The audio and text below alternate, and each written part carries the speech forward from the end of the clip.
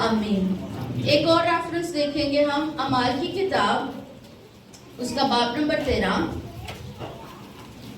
और उसकी 2 और 3 आयत हम पढ़ेंगे। लिखा है, जब वो खुदावंद की इबादत कर रहे और रोजे रख रहे थे तो रूहुल कुद्स ने कहा, मेरे लिए बरनबास और साउल को उस काम के वास्ते मखसूस कर दो जिसके वास्ते मैंने उनको बुलाया है। तब उन्होंने रोजा रख कर और दुआ करके उन पर हाथ रख कर उन्हें रुखसत किया। आमीन। खुदाम के पाक कलाम का पढ़ा और सुना जाना हम सबके लिए बाइसे बरकत हो। खुदाम का शुक्र हो। सब तशरीफ रखें। जैसा कि हम सब जानते हैं कि ये कौन सा टाइम पीरियड चल रहा है, रोजों के अय्याम चल रहे हैं। तो कितने लोग हैं जो इस अमल से गुजर रहे हैं, इसको एक्सपीरियंस कर रहे हैं, प्रैक्टिस कर रहे हैं। आज हम रोजे के मुतालिक सीखेंगे और आज हम ऐसी बातें सीखेंगे जो आपने आज से पहले कभी भी सुनी भी नहीं होंगी। आज जरा थोड़ा सा अटेंटिव होना पड़ेगा। आज हम बहुत कुछ नई बातें सीखेंगे।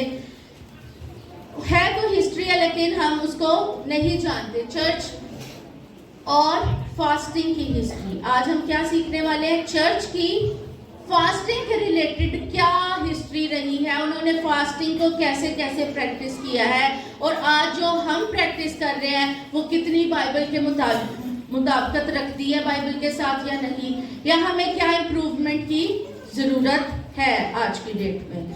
सबसे पहले हम ये जो 40 रोजों के अय्याम है इन पे थोड़ा सा बात कर लेते हैं। 40 रोजे, क्या यीशु मसीह ने 40 रोजे रखे थे? नहीं, एक रोजा रखा था 40 दिन और रात का। और क्या शागिर्दों ने 40 रोजे रखे? पौल ने रखे, पतरस ने रखे, यूहन्ना ने रखे, याकूब ने, बरतलमाई ने, किसी ने 12 में से नहीं। फिर आप क्यों रखते हैं? मेरा सवाल आपसे है, मेरे मासूम क्रिश्चियन बहन भाई, क्यों रखते हैं? भैया आप रख रहे हैं, आपको जवाब देना पड़ेगा। क्या क्यों रखते हैं? पता भी नहीं है क्यों रखते हैं? एक एक करके बताएं, ऐसे नहीं समझ आएगी। बताएं, किसने बताया? इधर से किसी ने कुछ बोला है? अपने मकसद के लिए रखते हैं। लेकिन 40 ही क्यों रखते हैं? 40 का डिफाइन किसने की? ये लेंथ डिफाइन करने वाला कौन है?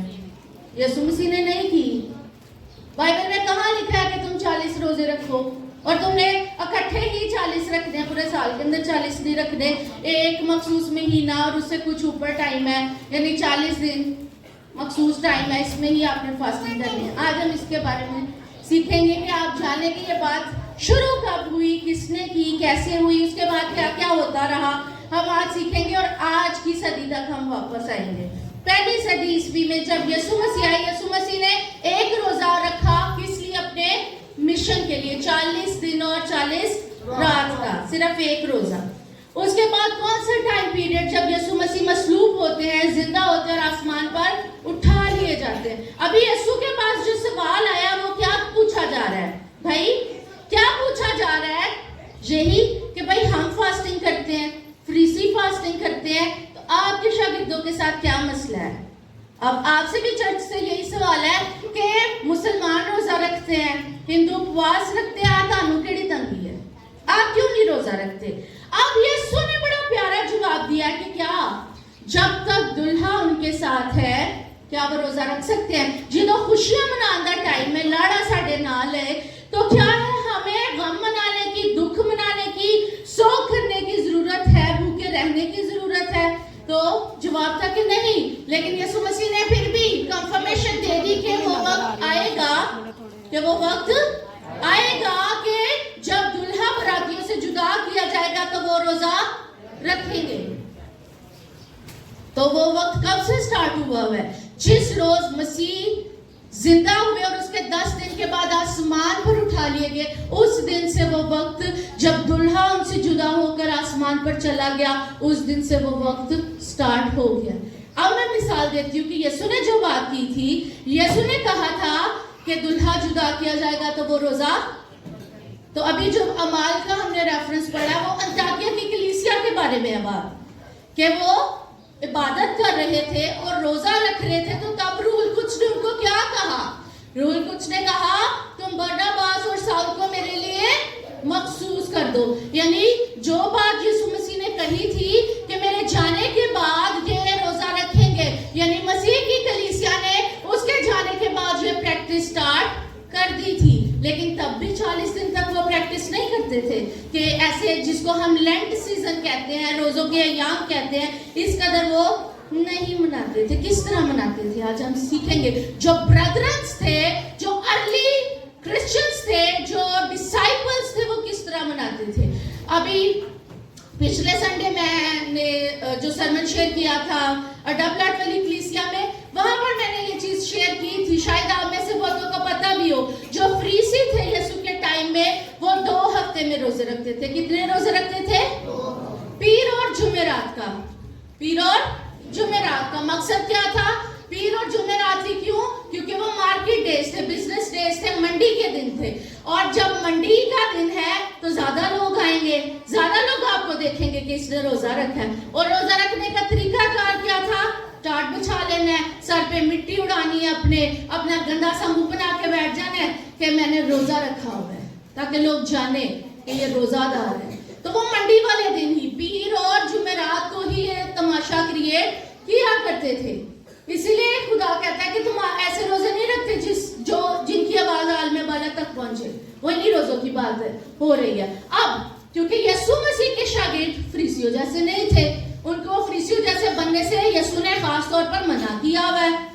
तो उन्होंने क्या किया? जो शागिर्द थे, पतरस, पौल और दीगर शागिर्द और उनके आगे से शागिर्द, जो अर्ली क्रिश्चियंस थे, वो पीर और जुमेरात का रोजा नहीं रखते थे, क्योंकि वो रोजा फरीसी रखते थे।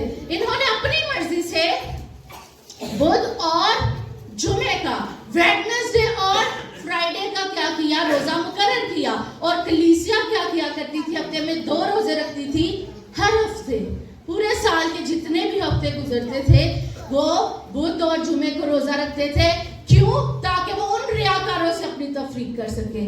वो खुदा के हुजूर फास्टिंग करते थे, लेकिन रियाकारों की तरह नहीं कि मंडी वाले दिन ही करना है, लोगों को दिखाने के लिए बाजार में ही बैठना है। उन्होंने मसीह की उस टीचिंग को फॉलो करना स्टार्ट किया कि कोठरी में बैठकर दुआ करनी है। वो बालाखानों में बैठकर दुआ किया करते थे। और कौन कौन सा रोजा रखते थे? बुध और जुमे का।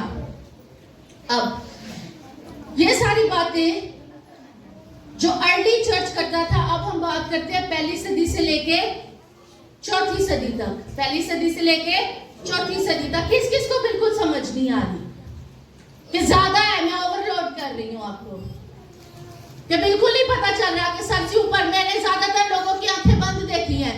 वो अर्नेस्ट मल का गीत है, मुझे बहुत पसंद है, लेकिन वो हमारी कलीसिया के ऊपर उल्टा जाता है। कितना सुकून है बातों में तेरी, कितना सुकून है, इतना सुकून आता है हमें कलाम में, हम सो जाते हैं। शर्म आनी चाहिए।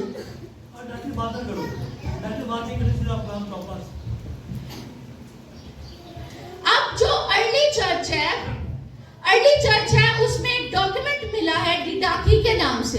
डिडाकी क्या है? एक ऐसा दस्तावेज मिला है जिसमें पहले जो 12 रसूल हैं उनकी तालीमात के ऊपर क्या है, यह डॉक्यूमेंट लिखा गया है। और वो तालीमात कौन सी तालीमात थी? जो यीशु मसीह ने खुद दी है। और उसमें जो चैप्टर है फास्टिंग और प्रेयर का, डिडाकी के अंदर एक चैप्टर है दुआ और रोजे के मुतालिक। उसमें उन्होंने बताया है कि हर किस्म की खुराक से अपने आप को दूर रखना है। और ये 1ली से लेके 4थी सदी ईस्वी तक वो क्या करते थे? ईस्टर से पहले तौबा का पैगाम सुनाया करते थे। किसका पैगाम सुनाते थे? तौबा, कि हमें तौबा करने की जरूरत है, हम सिनर्स हैं। फिर क्या हुआ? ईस्टर वाला दिन, जिसको हम ईस्टर कहते हैं, ईद क़यामतुल मसीह राइट वर्ड है। ईद क़यामतुल मसीह के दिन क्या करते थे? जितने लोगों ने तौबा की होती थी उनको क्या किया जाता था? बपतिस्मा दिया जाता था। और पब्लिकली वो कलीसिया के अंदर शामिल हो जाते थे। इसके बाद 5वीं से लेके 15वीं सदी, क्योंकि 325 ईस्वी के अंदर क्या था निकाया की काउंसिल हुई, जिसे काउंसिल ऑफ नाइसिया कहा जाता है, जिसमें अब आपकी बात का जवाब है कि यीशु मसीह ने 40 रोजे रखने का नहीं कहा। 325 ईस्वी में निकाया की काउंसिल होती, जहां पे मुख्तलिफ प्रॉब्लम्स को डिस्कस किया जाता है, उनका सोल्यूशन निकाला जाता है। तो वहां रोजों के लिए एक डिफाइंड पीरियड बताया गया कि हमें ईद क़यामत मसीह से पहले 40 दिन तक क्या है, फास्टिंग करनी है। ये 325 से ये स्टार्ट हुआ है जो हम प्रैक्टिस कर रहे हैं। इससे पहले ना रसूल ना अर्ली क्रिश्चियंस वो ये रोजे नहीं रखते थे। और इसमें उन्होंने क्या पाबंदी कलीसिया के ऊपर लगाई कि आप गोश्त नहीं खाएंगे। जैसा कि आपने कैथोलिक चर्च में सुना भी होगा कि गोश्त खाने पर पाबंदी थी, और पूरे दिन के अंदर सिर्फ एक खाना खाना है, यानी शाम के वक्त जब आप रोजा खोलेंगे उस वक्त सिर्फ एक खाना खाना है। इसके बाद आगे हम बढ़ते हैं, जब 16वीं सदी के अंदर हम लोगों की पैदाइश होती है, जिसको हम प्रोटेस्टेंट्स कहते हैं।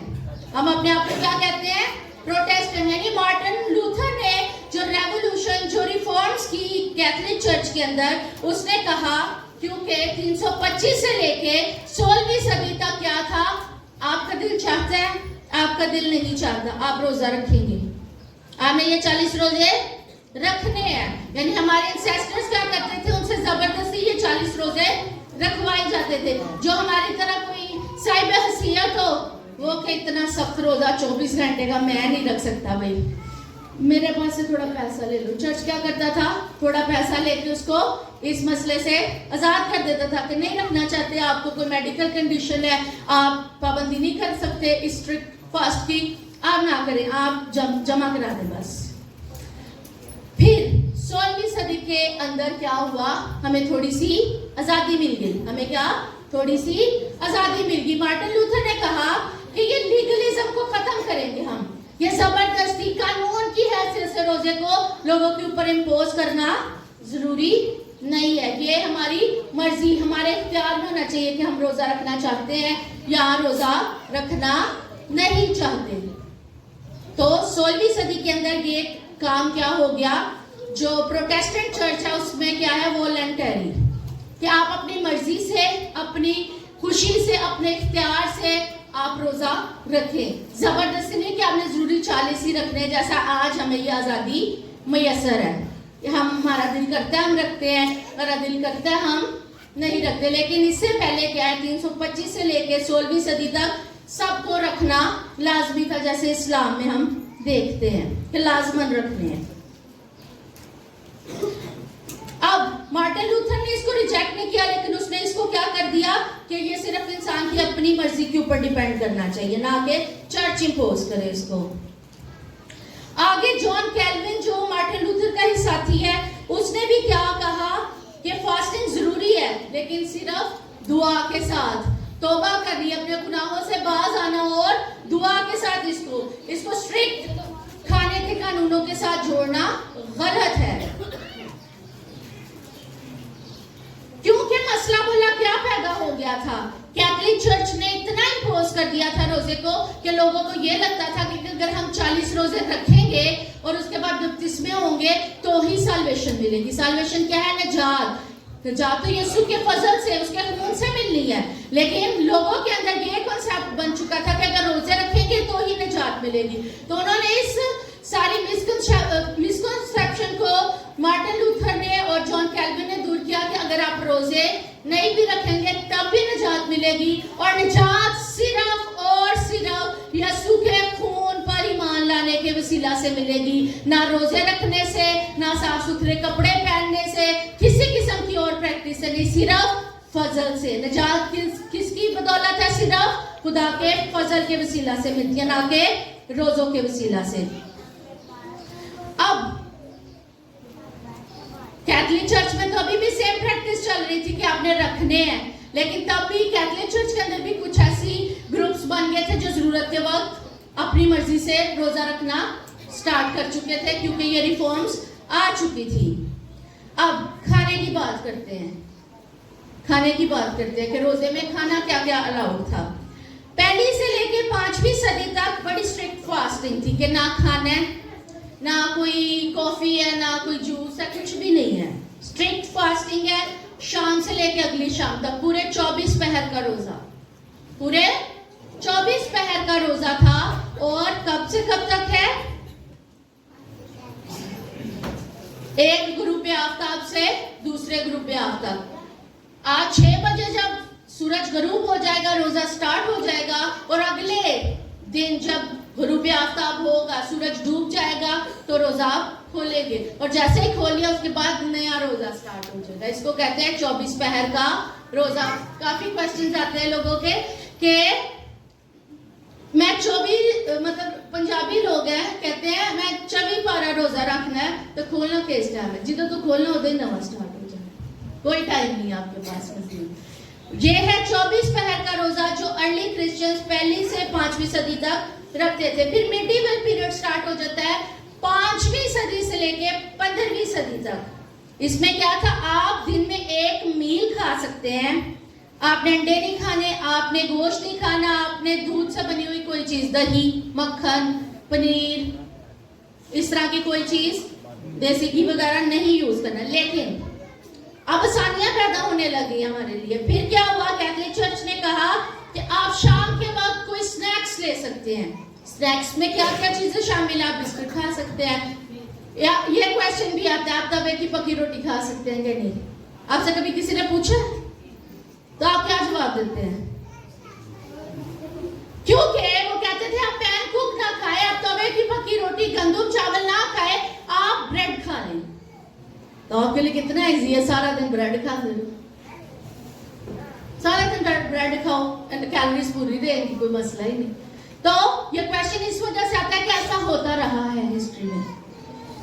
और जब मैंने ये रिसर्च की तो मैं तो हैरान, शौक में, और पता नहीं मेरे साथ क्या क्या हो रहा है कि हमारा क्या बैकग्राउंड है। लोग ऐसे नहीं थे हमसे क्वेश्चन करते। जब मैं यूनिवर्सिटी में थी मुझे बहुत सारे मेरे फेलोज ये क्वेश्चन पूछते थे कि आप लोग तवे की पकी नहीं ना खाते, बाकी सब कुछ खाते हैं रोजे में। मैं हैरान हो जाती थी कि मैं तो कुछ भी नहीं खाती, ना मैं पानी पीती हूँ, ये बंदे को ये बातें कहाँ से पता चल गई हैं, ये क्या कह रहा है। फिर रिसर्च करना स्टार्ट कर दिया कि ये क्यों मुझे ऐसे सवाल पूछे जाते हैं।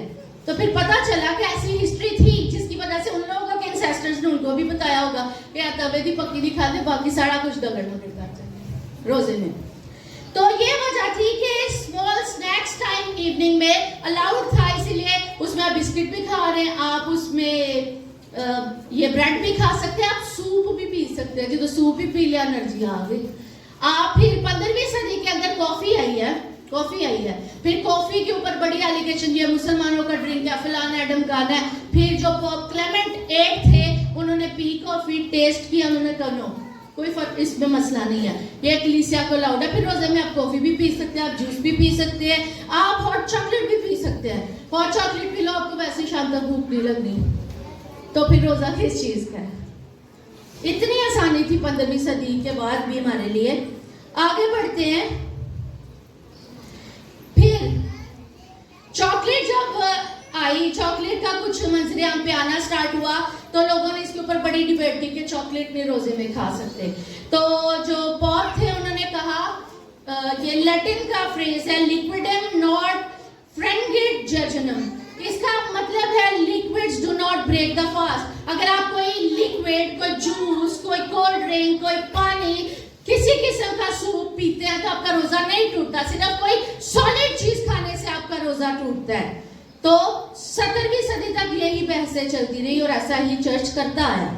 फिर 19वीं सदी, 20वीं सदी के अंदर 1917 के अंदर, 1917 के अंदर एक पूरा कोड लिख दिया गया जिसको कोड ऑफ कैनन लॉ कहा जाता है, जिसमें आप पानी पिए, कॉफी पिए, चाय पिए, किसी किस्म का मशरूब लें, सूप लें, कोई मसला नहीं, आप कर सकते हैं इसके साथ भी फास्टिंग।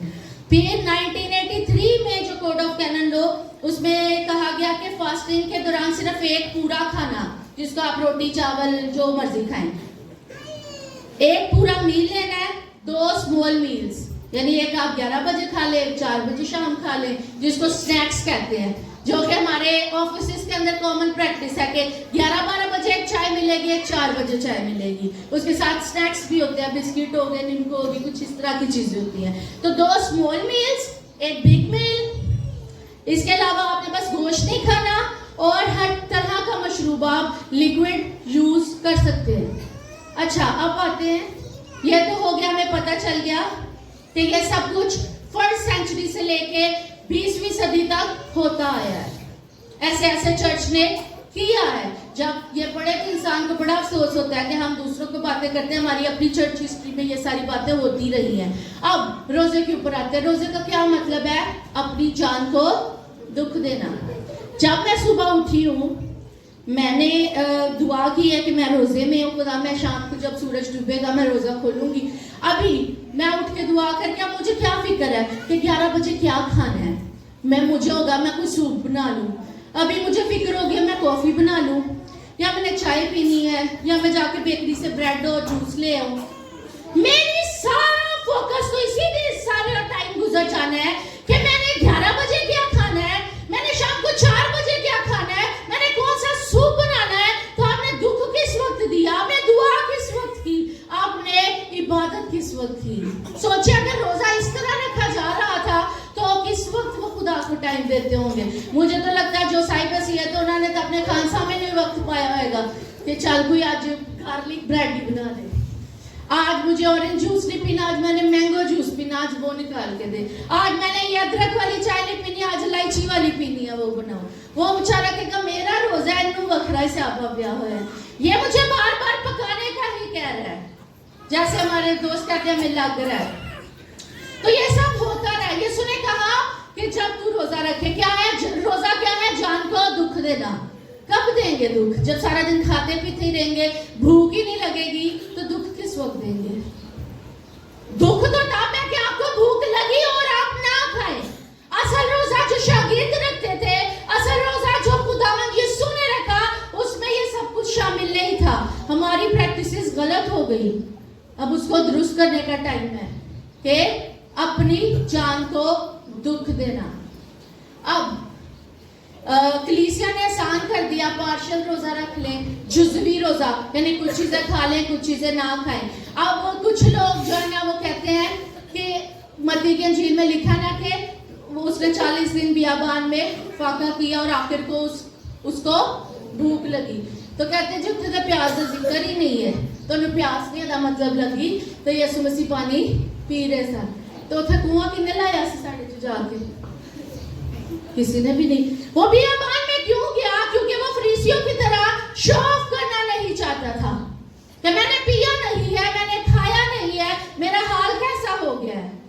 फिर ये हमारी अपनी इंटेलेक्ट है कि हम बाइबल की तशरीह कैसे करते हैं कि उधर लिखा है कि आखिर को उसको भूख लगी, मतलब प्यास नहीं लगी थी, पानी वो पीते थे। फिर हम कहते हैं हम डैनियल वाला रोजा रख लेते हैं। हम क्या करते हैं? डैनियल वाला रोजा रख लेते हैं कि उसने कहा था मैं और गोश्त नहीं लूंगा, तो हम क्या करते हैं? डैनियल वाला रोजा रखते हैं। हालांकि बाइबल तो उसको रोजा कह ही नहीं रही। बाइबल क्या करती है? उसको रोजा नहीं कह रही। तो हमने कौन सा रोजा रखना है? मेरे साथ देखिए यशायाह 58 चैप्टर,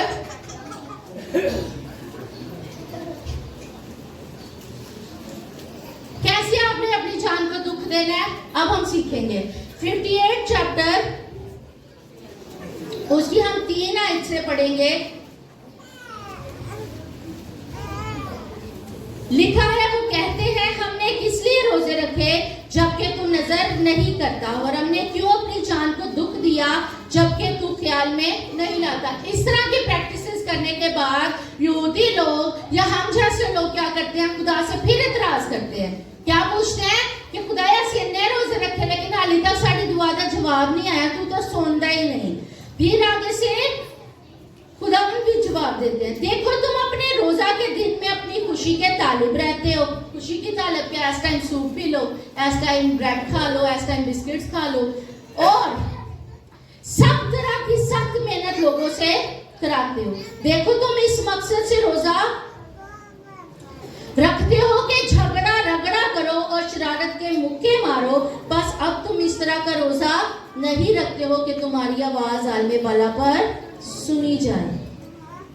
कुछ समझ आ रही? ये मैं नहीं कह रही, ये खुदा कह रहा है, जो इस तरह से रोजा रख के खुदा से अपील कर रहा है। आगे बढ़ते हैं। अब खुदा खुद बता रहा है कि उसको किस तरह का रोजा पसंद है, वो कैसे चाहता है कि कि आप अपनी जान को दुख दे। लिखा है, क्या ये वो रोजा है जो मुझको पसंद है? ऐसा दिन कि उसमें आदमी अपनी जान को दुख दे। रोजे का क्या मतलब है? अपनी जान को दुख देना। क्या ये वैसा दिन है जिसमें आदमी अपनी जान को दुख दे और अपने सर को झाओ की तरह झुकाए और अपने नीचे टाट और राख बिछाए? क्या तो इसको रोजा और ऐसा दिन कहेगा कि खुदावंद का कहेगा जो खुदावंद का मकबूल हो? सिर्फ शो ऑफ करना, टाट बिछा लिया, राख उड़ा ली, क्या यही रोजा है? खुदा हमसे पूछ रहा है, क्या ये मेरा पसंदीदा रोजा है? अब खुदा बताएगा कि कैसा रोजा वो चाहता है। खुदावंद कह रहा है 6 वर्ष में, क्या वो रोजा जो मैं चाहता हूँ ये नहीं। अब सुने कि क्या खुदा चाहता है, किस तरह हम अपनी जान को दे सकते हैं। क्या वो रोजा जो मैं चाहता हूँ ये नहीं कि जुल्म की जंजीरें तोड़े और जुए के बंधन खोले और मजलूमों को आजाद करे, बल्कि हर एक जुए को तोड़ डाले। क्या ये नहीं कि तू अपनी रोटी भूखों को खिलाए और मस्कीनों को जो आवारा है अपने घर में लाए, और जब किसी को नंगा देखे तो उसे पहनाए, और तू अपने हमजिन्स से रूपोशी ना करे। अच्छा, एक बात है कि हमने रोजा रखा है, हम खा भी रहे हैं, लेकिन हमारे नेबर्स में कोई ऐसा है जिसने नहीं खाया। हमें पता भी है कि उनके घर हांडी नहीं बनी, उनके घर खाने को कुछ नहीं है। क्या हमने अपने खाने में से कुछ उसको दिया? हम अब ना अपने कुछ पड़ोसियों की वजह से ना इन्फ्लुएंस्ड है। हम रोजा खोलने के बाद पसंद करते हैं कि हमारे टेबल के ऊपर कोई 72 कोई चीजें, कोई क्वांटिटी में चीजें पड़ी हो, कि ये भी हो, ये भी हो, ये भी हो। रोजा खोल तो आप सिर्फ 1 घूंट पानी के साथ भी सकते हैं, तो एक छोटी सी चपाती के साथ भी खोल सकते हैं, लेकिन हमें लवाजमात की आदत पड़ी है। लेकिन खुदा क्या चाहता है कि हम अपनी रोटी भूखों को खिलाएं। 3 वक्त का खाना आप नॉर्मली खाते हैं, रोजे में कितने वक्त खाते हैं? 1 दफा। खाना भी 1 ही दफा चाहिए, बाकी आपको सैक्रिफाइस ही करना चाहिए, जैसा यीशु ने किया और उसके शागिर्दों ने किया। अब जो 2 वक्त का खाना है उसके पैसे किधर जाते हैं? वो 2 वक्त का खाना जो आप नहीं खा रहे वो किधर जा रहा है? वो 2 वक्त का खाना आपने उस हिस्से के पैसे, अगर आपने रोटी नहीं भी बनाई, वो कहाँ जाने चाहिए? किसी गरीब के मुंह में। बोने वाला कहाँ जाना चाहिए? किसी की मदद के लिए, किसी की हेल्प के लिए। हम सोचते हैं कि रोजों के दिन है तो ये हमारी बचत का महीना है, यहाँ पे हमें 2 वक्त की तो खानी नहीं है। जहाँ 20 किलो आटा घर में आता है, हमारे घर में कितना आटा आएगा? सिर्फ 10 किलो आएगा, तो गुजारा हो जाएगा।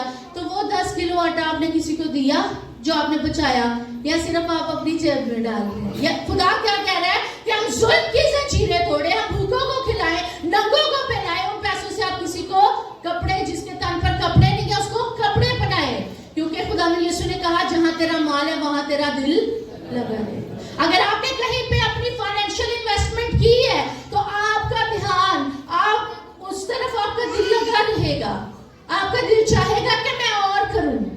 लेकिन अगर सिर्फ वो 2 वक्त की रोटी आपकी अपनी जेब में जा रही है, वो पैसे आपकी अपनी सेविंग्स में जा रहे हैं, तो ये रोजा खुदावंद हमसे नहीं चाहता। आखिरी बात कह के क्लोज कर रही हूँ कि इन सारी बातों को बताने का मकसद ये है कि हम रिचुअल टू रिलेशनशिप आ जाए। रिचुअल कहते हैं रस्म को।